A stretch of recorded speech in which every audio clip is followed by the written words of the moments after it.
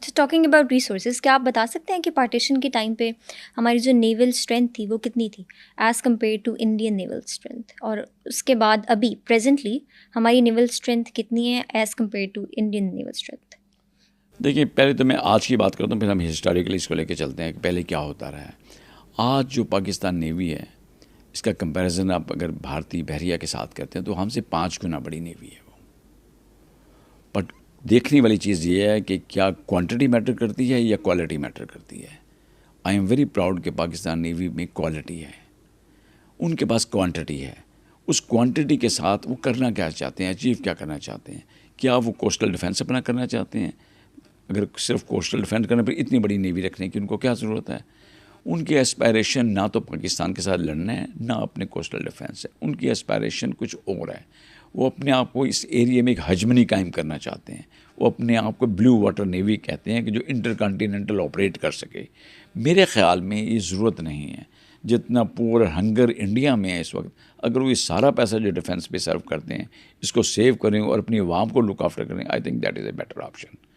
But चूँकि एक खपत है उनको कि हमने अपने आप को दुनिया में ये मनवाना है कि हम भी बहुत बड़ी पावर है, इसके लिए वो अपनी नेवी मेंटेन कर रहे हैं और इसको इंक्रीज़ करते जाते हैं। Weapon sensor equipment exponentially increase करते हैं।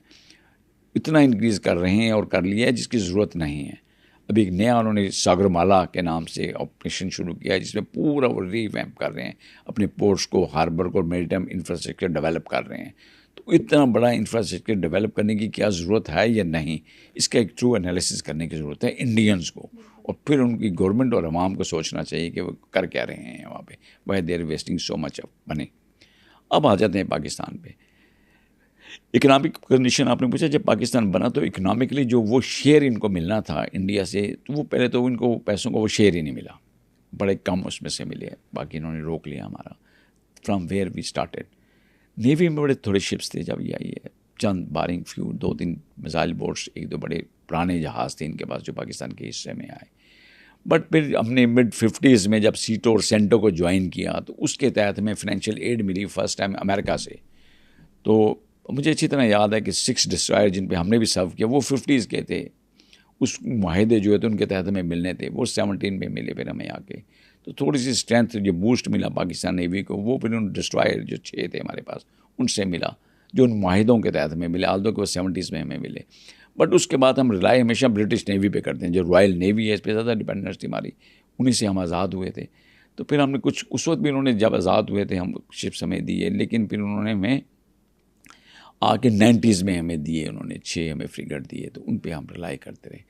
बट देन एक ये भी सोच आई कि हमें हमेशा वेस्ट की तरफ देखने के बजाय, अमेरिका या ब्रिटिश की तरफ देखने के बजाय, we should adopt a policy of look east.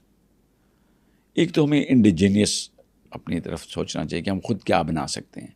देखें, अगर हम हमेशा रिलाई करते रहेंगे वेस्ट के ऊपर या किसी और के ऊपर, तो फिर आप कुछ कर नहीं सकते। मैं तो बड़ा शुक्रगुजार हूँ अमेरिकन का कि इन्होंने हम पे सैंक्शन लगाई। जब सैंक्शन लगाई तो हमें ख्याल आया कि हमें खुद भी कुछ बनाना चाहिए। फिर हमने चाइना के साथ मिलके काम शुरू किया। F-22P फ्रिगेट्स हमने बनवाई इनसे, वो बड़े ज़बरदस्त भी 2004-5 में बनना शुरू हुए। वो 4 जहाज़ बन के आए, उसमें ट्रांसफ़र ऑफ टेक्नोलॉजी भी 2 जहाज़ बने वहाँ पे F-22P जो चाइना में बने शंघाई में, और 2 जहाज़ भी कराची शिपयार्ड में बने। यानी हमने ट्रांसफ़र ऑफ टेक्नोलॉजी के साथ उनसे टेक्नोलॉजी भी ले ली और फिर 2 जहाज़ खुद भी बनाए। अच्छा, इसके बाद दोबारा फिर इनके साथ हमने एक और कॉन्ट्रैक्ट किया। वो अपने पापा जो F-54 क्लास जो थे, F-54 क्लास, वो जहाज़ इनसे बनाए, वो भी बड़े ज़बरदस्त बने। और वो भी इसी तरह सेम था कि जो ये 54 क्लास के हमने बनवाने, 2 वहाँ बनेंगे, 2 यहाँ बनेंगे। इस पे भी फिर दोबारा ट्रांसफ़र ऑफ टेक्नोलॉजी हुई, तो 2 जहाज़ फिर हमने यहाँ बनवाए। बट इसके साथ साथ फिर हमने टर्किश नेवी के साथ भी कॉन्ट्रैक्ट किया, बेल्जियम क्लास जहाज़ वहाँ से बनाए। फिर हमने रोमानिया के साथ किया, उनसे भी जहाज़ लिए। तो अब हम किसी एक कंट्री पे डिपेंडेंट नहीं हैं। एक तो इंडिजिनस कैपेबिलिटीज़ हमारे पास आ गई है, चाहे वो सबमरीन्स बनाने की हो, चाहे वो हमारे शिप्स बनाने की हो, वो इंडिजिनस कैपेबिलिटी है अभी पाकिस्तान नेवी में। और फिर जो हमारा कराची शिपयार्ड है, वहाँ पे शिप्स बनते हैं, सबमरीन्स बनती हैं। प्लस वो जो सिर्फ 1 या 2 कंट्रीज़ थी, अब वो मैंने आपको बता दिया है कि उसमें चाइना भी शामिल हो चुका है, उसमें टर्किश नेवी भी शामिल हो चुकी है, Romania navy and many other countries सबके साथ मिलकर अभी हम ये